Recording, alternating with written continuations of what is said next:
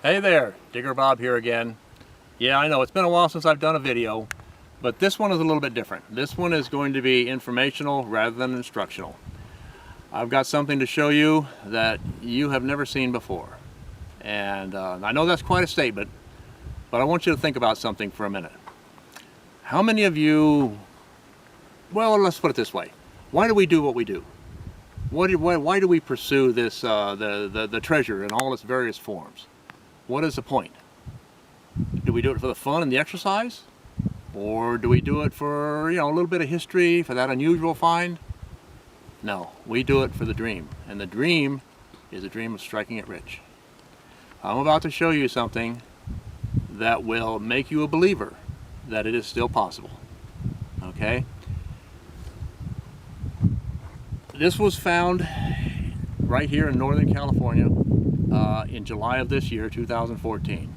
Did not come from Australia, didn't come from Alaska or some other strange foreign land. It was found right here in Butte County in the mother lode. This is an extreme example of a life changer, a retirement piece. That's like hitting the lottery. It's a once in a lifetime, once in several lifetime things that's going to happen. So, without further ado, are you ready? I want to show you what this is.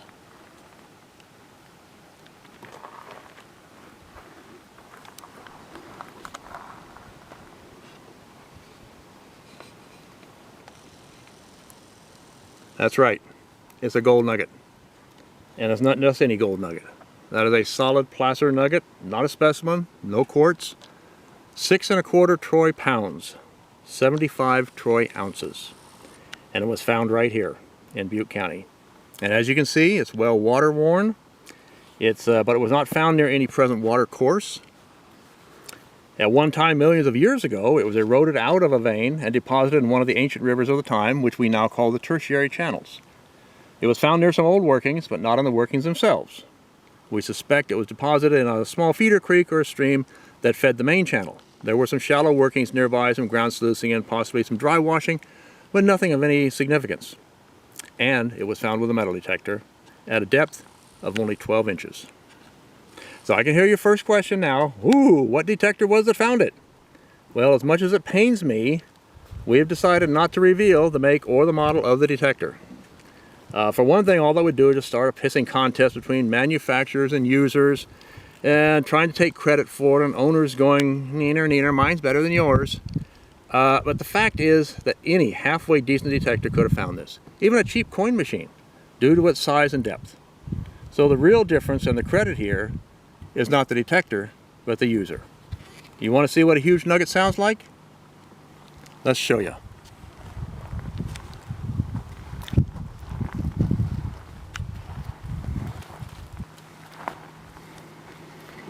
We'll use this detector as an example.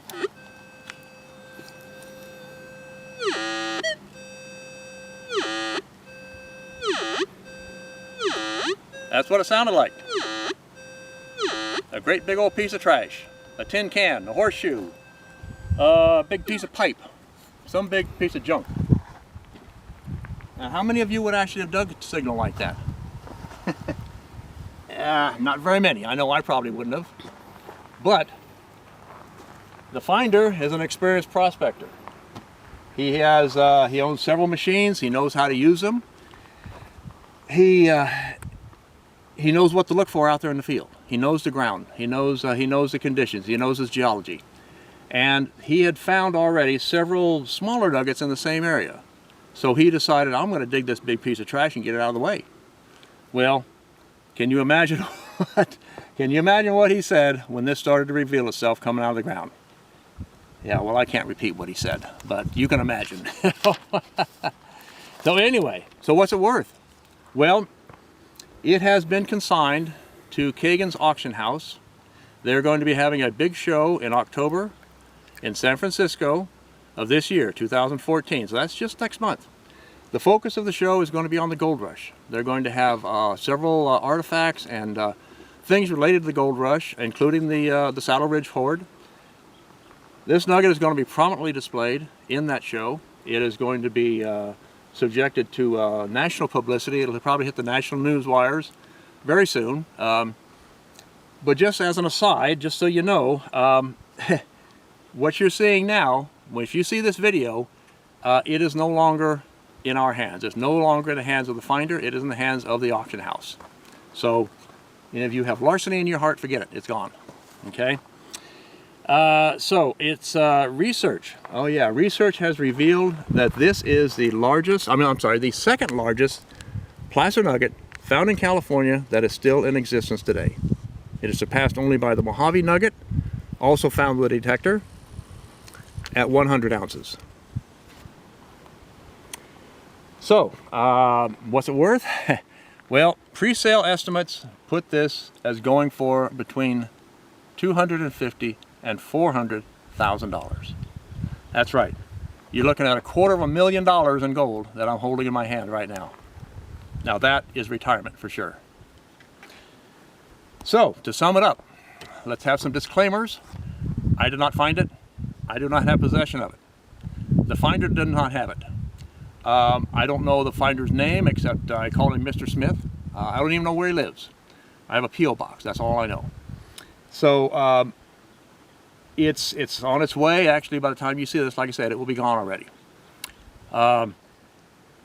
So, he obviously wants to remain anonymous. He has graciously allowed me to be his spokesman for the publicity for my business, Comstock Metal Detectors, and also in the hopes that it will spur detector sales and interest nationwide, and worldwide for that matter.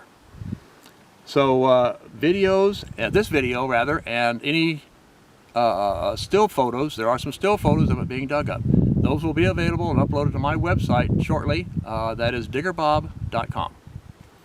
So, that's about all there is. I just wanted to show this to you, and I want you to take this away from this presentation. Don't give up.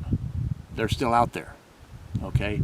Buried treasure in all its forms is still there and is still being found today. Follow the 3 Ps: persistence, patience, perseverance.